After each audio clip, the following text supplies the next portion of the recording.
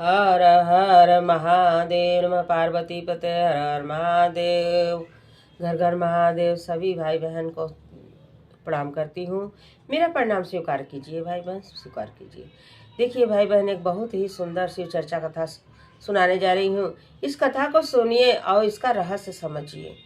पूरा कथा को सुनिए भाई बहन। आइए इस कथा को सुनिए। देखिए भाई बहन, एक पंडित जी रहते हैं। अब वो पंडित जी बहुत ही साफ सफाई करने वाले रहते हैं। साफ सफाई, अपने शरीर की सफाई, अपने कपड़े की सफाई, ये सब करते हैं। लेकिन 4 चीज़ से बड़ा प्यार रहता है उनको। 4 चीज़ से इतना ज़्यादा प्यार करते हैं कि उसको कभी भी नहीं छोड़ते हैं। उनके पास एक गाय थी, तो गाय से प्यार करते थे। एक बकरी थी और बकरी से प्यार करते थे। और उनका जो पूजा करने वाला घंटी था, वो घंटी बजाने वाला, तो बजाने वाला घंटी, उससे प्यार करते थे। और एक अपने कपड़ा से, उनका कपड़ा जरा सा भी गंदा न रहे और जरा सा भी धूमिल न रहे। हमेशा बढ़िया से धो करके, प्रेस करके, तबे वो कपड़ा पहन के निकलते थे। जरा सा कभी धूमिल कपड़ा वो नहीं पहनते थे। ये चारों चीज से उनको बहुत प्रेम था, बहुत प्रेम था। तो जानते हैं भाई बहन, एक का प्रेम दूसरा देख नहीं पाता। एक का श्रद्धा और भक्ति दूसरा कोई देख नहीं पाता। जलन होने लगता है। जो नहीं करने वाला है, नहीं मानने वाला है, उसको जलन होने लगता है।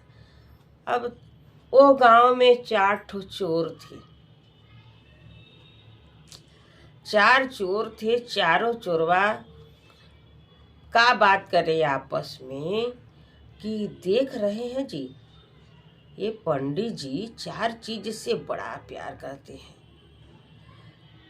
तो काहे न हम लोग इनका चारों चीज बारी बारी करके छीन लें। तब देखो कि इनका क्या होता है। तब देखो कितना मजा आता है। जौन चारों जहाँ जाएंगे, गैया बकरी घंटी घंटा सब लेते जाते हैं। बहुत बड़का पंडित बने हैं। तो कहे ये कैसे होगा यार। वो तो बड़ा विधि विधान से पंडित जी बकरी गाय को लेकर के जाते हैं, कैसे हम लोग चुराएंगे। तो कहे सब व्यवस्था बन जाएगा। आगे आगे पंडित जी चलते हैं। आगे घंटी बजाते, घंटी फंटी अपना तो इधरे बांधते हैं। आगे आगे पंडित जी चलेंगे। गाय का पगहा पंडित जी पकड़ते हैं और बकरी का पगहा गाय के पूंछ में बांधते हैं और घंटी बकरी के गले में बांधते हैं। तो चलो हम बताते हैं कि कैसे चुराना है।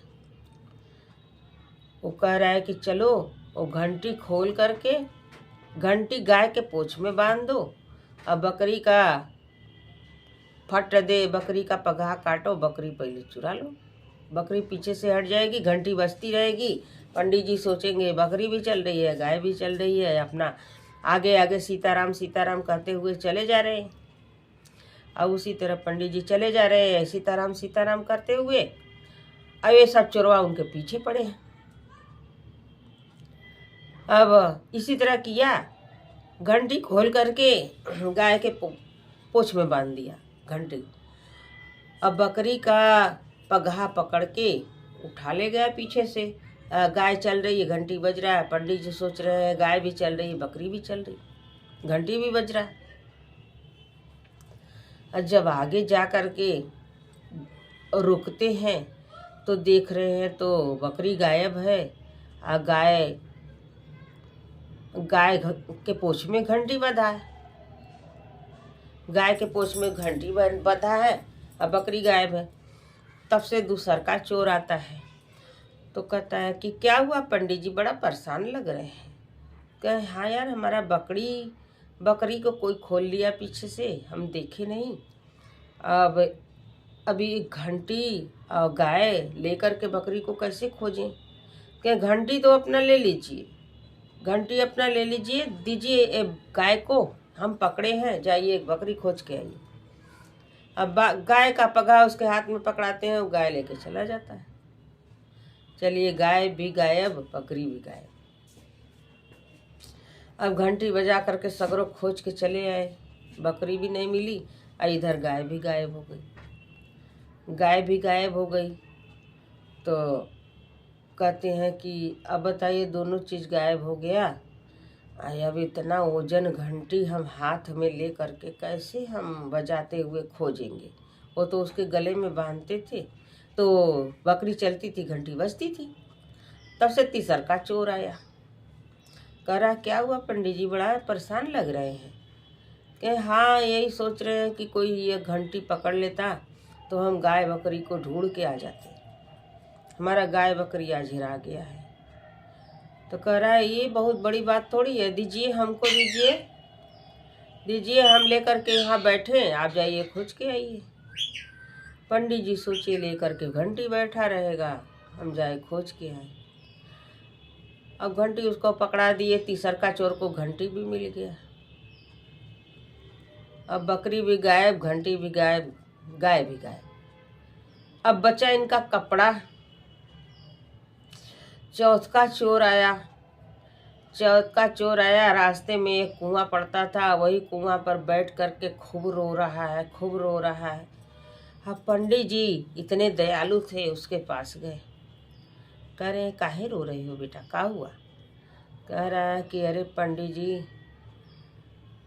क्या करें, हम पैसा कौड़ी ले करके जा रहे थे बाहर और कुछ रकम गहना भी लिए थे, तो हम सोचे कि यही पर रख के, एक कुआं पर रख के तनी लेट ले, और तब से उस सड़क के कुआं में चला गया। यही लिए रो रहे हैं पंडित जी। अब कोई ऐसा होता कि निकाल देता, यदि निकाल देता कोई ना, तो हम उसको आधा पैसा आधा रकम दे देती। तो कह रहे हैं कि तो तू काहे न निकाल लेते, हल के निकाल लो, तुम्हारा ही पूरा रहेगा। तो कह रहा कि अरे पंडित जी हमको तैरने नहीं ना आता है। अब कुआं में हलने का मतलब जान रहे हैं, जिसको तैरने आता रहे वही जा सकता है। तो पंडित जी आपको तो तैरने आता है ना, आप निकाल दीजिए।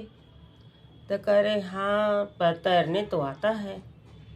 तो कहे तब निकाल दीजिए। अब पंडित जी के मन में लालच आ गया। अब देखिए, पंडित जी के मन में ये लालच हो गया कि गाय भी हेरा गई, बकरी भी हेरा गई, अब घंटी भी हेरा गया। अब इधर से आधा यदि के पैसा मिल जाएगा तो हम गाय बकरी भी खरीद लेंगे, घंटी भी खरीद लेंगे। अब यहाँ क्या गणित है वो तो जाने नहीं पंडित जी। तो कह रहा है पंडित जी निकाल दीजिए, ये सब जो इतना अच्छा अच्छा कपड़ा पहने हैं सब उतार के दीजिए, हम एठिन लेके बैठे हैं, आप निकाल के लेके आइए, और नहीं तो पूरा कपड़ा खराब हो जाएगा आपका कुआं में। तो कह रहे हैं हाँ ये तो बात सही कह रहे हो कि यदि हम कपड़ा पहने जाएंगे कुआं में तो ज़रूर खराब होगा। तो एक गंजी और चड्डी पंडित जी पहन लिए, अपना सारा कपड़ा उतार करके उसको दे दिए। और था चौथ का चोर, कपड़े में उतारने के लिए सब गणित रचा था। अब पंडित जी के कूदा दिया कुआं में। पंडित जी कूद गए कुआं में, लालच के मारे कुआं में कूद गए। अब जा कर के कुआं में टकटोर रहे हैं, वहाँ जब 1 रुपया उमर रहेगा तब तो वो तो खाली गणित रचा था। अब उसके बहकावे में और लालच में आ गए पंडित जी। अब कह रहे हैं कि कोई है भैया, कोई है भैया। और जब इसमें तो कुछ है ही नहीं है, तू कह रहे हो कि इसमें धन है दौलत है।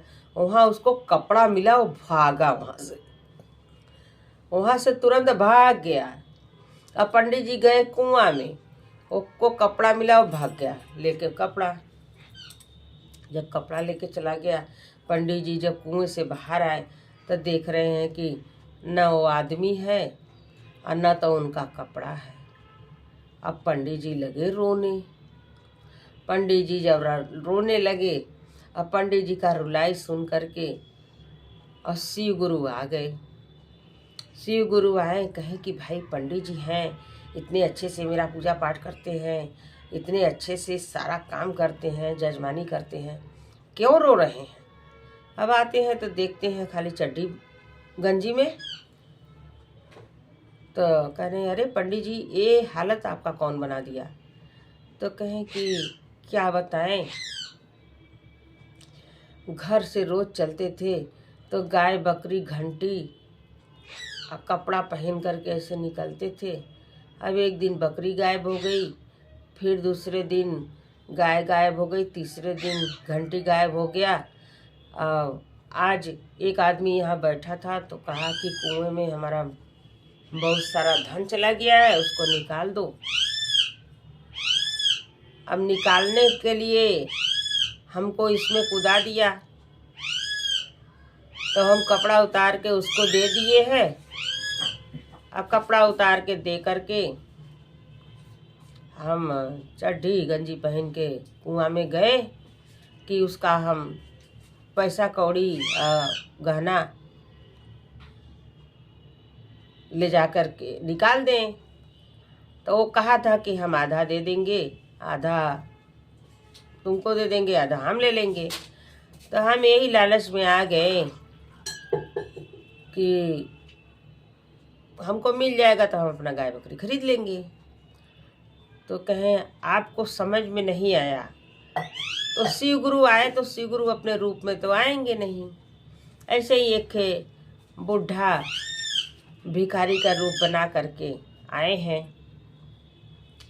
अब जब ऐसे आए हैं तो पूछने लगे कपड़ा का हुआ, तो वो बताने लगे अपना। तो कहे कपड़ा, वो तो 4 ठो चोर थे, चारों चोर तुम्हारे पीछे लगे हुए थे, तुमको बर्बाद करने के लिए।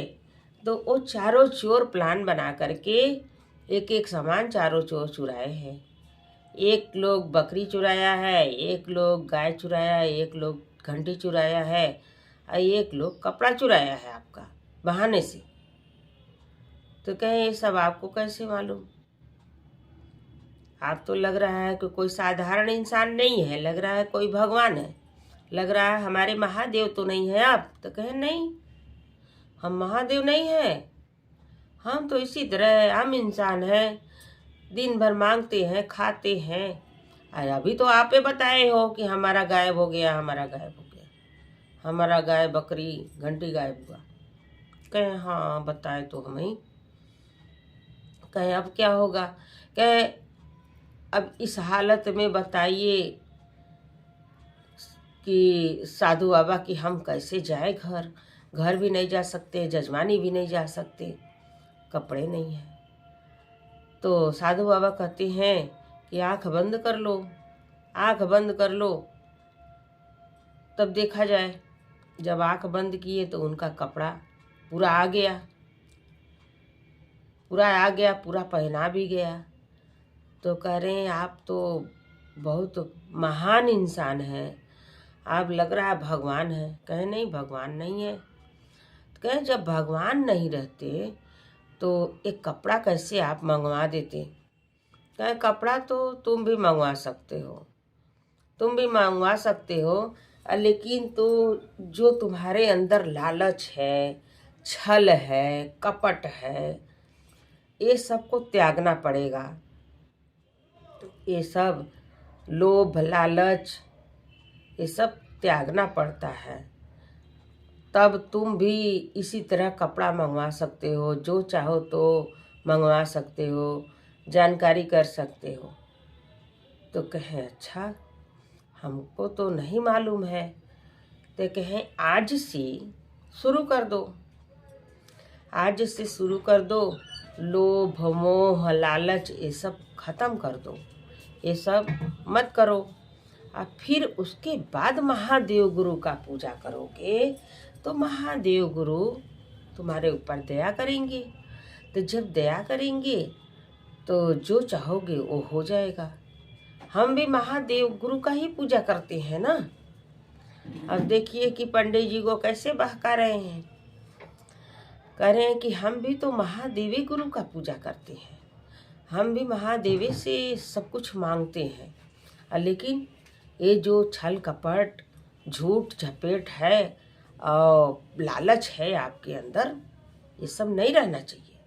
ये सब नहीं रहेगा तब तुम भी कपड़ा मंगवा सकते हो, खाना मंगवा सकते हो, जिसको बुलाना चाहे उसको बुला सकते हो, तुम्हारे पास भी वो ताकत आ जाएगा। तो पंडित जी बोले ठीक है महाराज, आप तो बहुत अच्छा बात बताए, बहुत अच्छा चीज़ बताए हमको। अब प्रणाम करते हैं, ऐसे प्रणाम किए तो ऐसे प्रणाम तो आज किया जाता है ना, पहले के ज़माने में दंडवत प्रणाम किया जाता था, लेट करके पाँव छूना।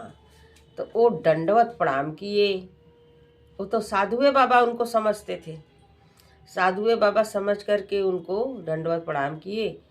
अब शिव गुरु, वो तो शिव गुरु थे, शिव गुरु अपना अंत ध्यान हो गए। अब पंडित जी बचे, पंडित जी अपना कपड़ा वपड़ा उनको पहनाई दिए थे, फिर अपने घर गए। अपने घर गए, अपना जैसे अपना कथा पूजा कराते थे वैसे कथा पूजा कराने लगे।